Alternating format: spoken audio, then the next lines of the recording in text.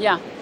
Actually, I work very much into type 2 diabetes, a lot with GLP-1, but one of the things that are very important for me is that in general, patients with type 1 diabetes as well as type 2 diabetes, they have an increased risk of cardiovascular disease. We have done quite a lot of studies in type 2, but here at the EASD, we actually present some beautiful data. One of my medical students and one of my PhDs present data from a trial in individuals with type 1 diabetes. Some are dysregulated, some are well regulated, and then we clamp them in two different ways. One with a rapid decline into euglycemia, not hypoglycemia, and one with a slower decline.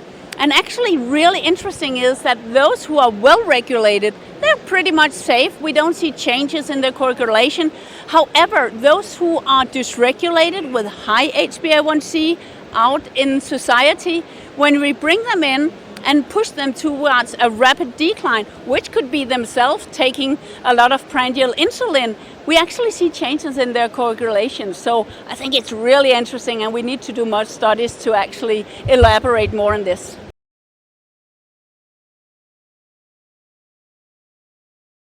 I'm a type 2 diabetologist, but I've always loved to look at data on monogenetic diabetes, because we have type 1, we have type 2, and then we have some individuals in between that have monogenetic diabetes.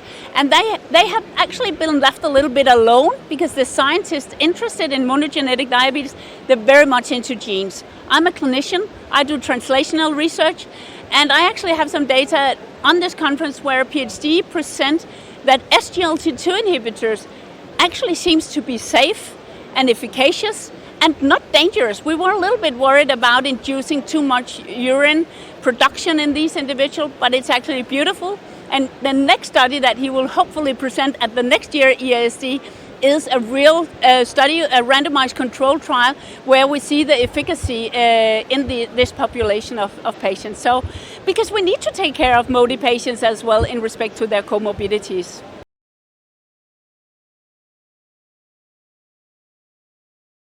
I am collaborating. I have been working with GLP-1 for more than 30 years, and as many of you know, there are more than 200 different peptides in development, and actually more than 70 peptides are now being evaluated in humans.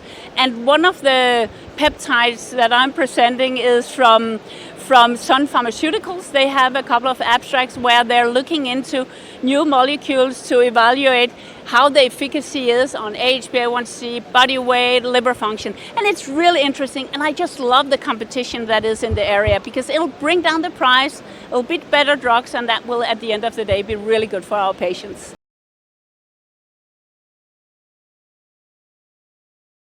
The last 10 years has been crazy, incredible. Guidelines have changed from pretty much every conference.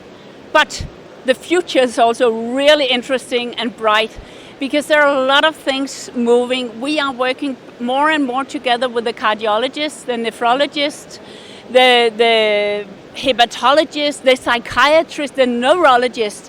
So I think in the future we need to keep focus on the patient, and we need to collaborate around the patient. We need to move to have more attention towards weight, because if weight goes down, many of the things I as a diabetologist have focused on with HbA1c, blood pressure, liver functions, cholesterol and so on goes in the right direction. So right now, this EASD is exciting, but the next 10 years will also be really, really exciting. I'm sure about that.